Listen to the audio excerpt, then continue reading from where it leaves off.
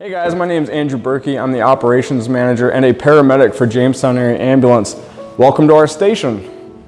We're going to show you around today, kind of show you the layout of our building. You've probably driven by our ambulance station almost every day, but you've probably never actually seen what it looks like on the inside. And there's some things in here that'll probably surprise you. We're a full-time ALS service. We have between 20 and 30 EMTs and paramedics, and up to 6 of them live in this building at a single moment.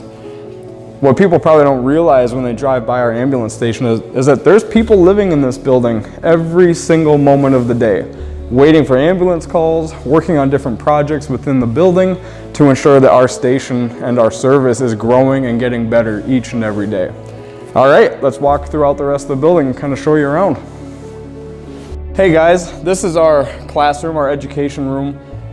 Something that people might not know about us is not only do we answer 911 calls, but we also provide a lot of education to the community and other healthcare providers within our community. So we host EMT classes up here, we host CPR classes, and a whole bunch of other classes that help ensure that our EMS providers remain current and up to date with the newest information that's out there.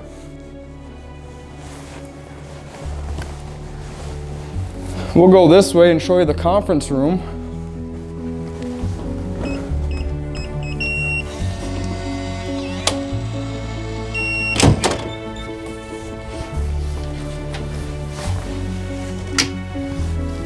And this is our conference room. This is where we meet. We have a ton of different committees that work inside the ambulance to make sure all the operational components go as seamlessly as possible. So we'll have a lot of meetings up here. We'll do trainings up in this room. You can look around the corner here and see all the different equipment that we work with every single day.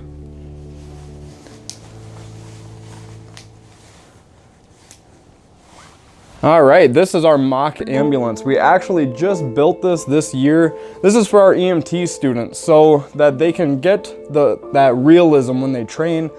This is made to reflect about the average size of an ambulance. And the idea behind this is that we just want them to train in the environment that they're going to work in the real world.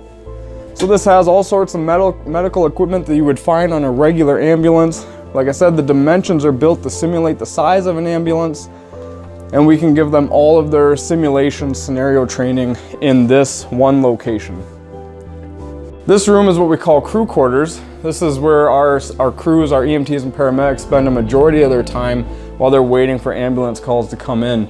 They might be in here working on paperwork, working on other projects that need to get done for around the station, or simply maybe just relaxing and waiting for that next 911 call to come in. One thing that many people probably don't know about our ambulance station is that we have up to 6 people living in this building at all times. So that means we need to provide a space for them where they can rest, sleep, eat, relax. The things that you do every single day at your home, we need to be able to provide for them right here. So they have a full kitchen, a nice sitting area where they can relax and get some rest. You need to have plenty of space for them to sit around at the table. Everything that you can imagine that you need in your house to be comfortable, we have to have here, and to provide, like I said, up to 6 people. This is the living quarters. So this whole hallway is lined with bedrooms. You can see this is what a normal bedroom looks like.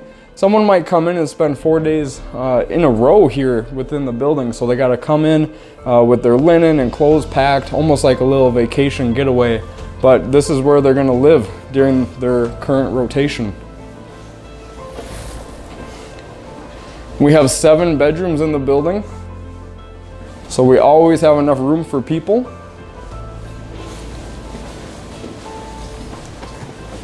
And at the very end of the hallways, again, because people might spend a significant amount of time here, they need to be able to, keep themselves clean and be comfortable. So full bathrooms for all of our staff. We've got 4 bathrooms in the entire building.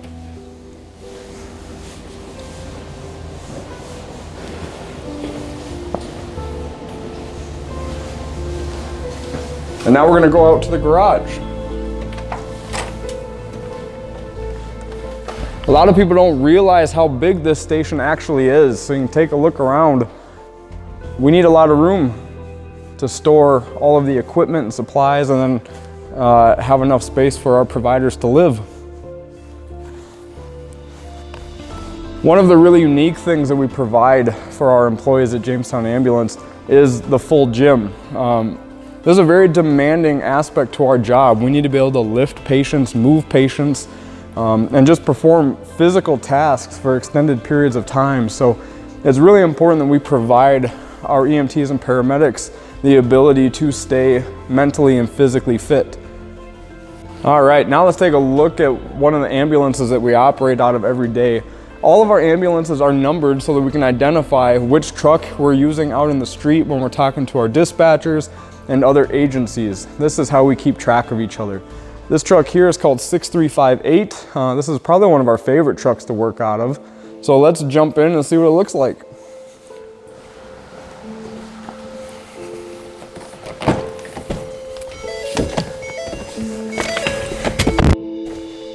You can see there's a lot of stuff in here. There's a lot of buttons we need to know how to use, and they all do something very specific.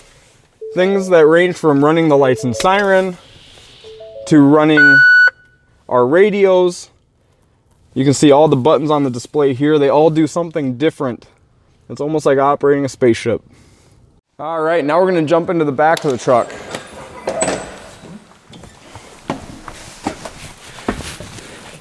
We like this truck because it gives us a lot of room to work out of. There's a lot of space in this room, so we have plenty of room to operate and store equipment. Like I said, this is probably one of our favorite trucks to work out of. So you can see this is where the patient would lay down. We have all sorts of medical equipment up on the walls here, our cardiac monitor so that we can watch people's heart rates and see what they're doing. Really get a good idea of how sick they are. As you can see, there's a lot of equipment in here, and it's our job to know what all of this equipment does, how to work it safely, and to make sure it's being stored in the right condition.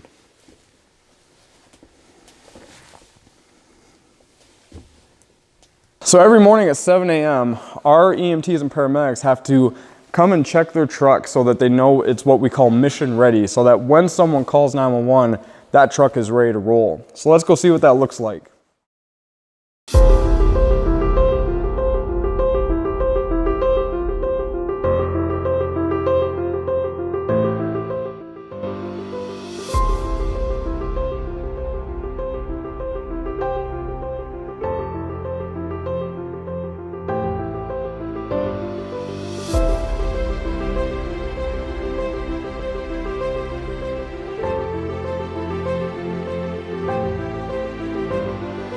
The first part to our day includes doing the daily rig check. So when we come in the morning, we make sure our radios are charged, our computers are ready, and we grab our clipboards and we get to work. When we check the ambulances, we need to make sure that they're ready to respond in a moment's notice. And we gotta make sure it has everything it needs for us to take care of our patients.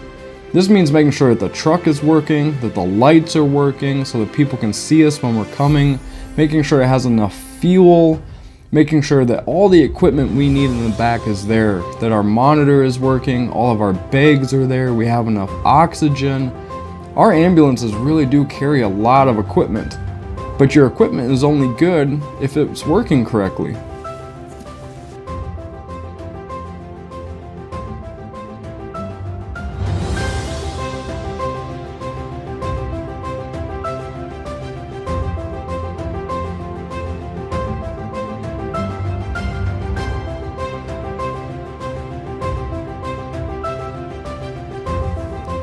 The great thing about emergency response services is that we're really quick, but we can only be quick if we are prepared. And that means paying attention to the little details that are gonna make sure that we're out the door the moment someone calls us.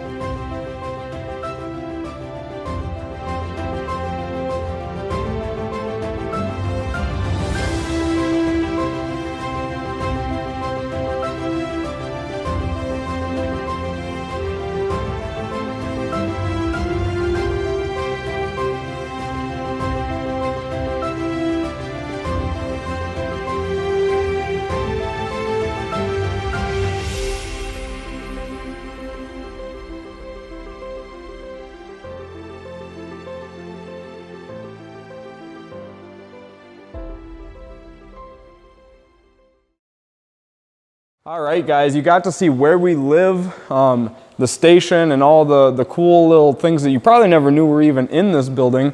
You got to see one of the ambulances that we work out of and all the different equipment that's in the back of that. Now we want to take you on the street with us and show you what a 911 call actually looks like. Let's head out.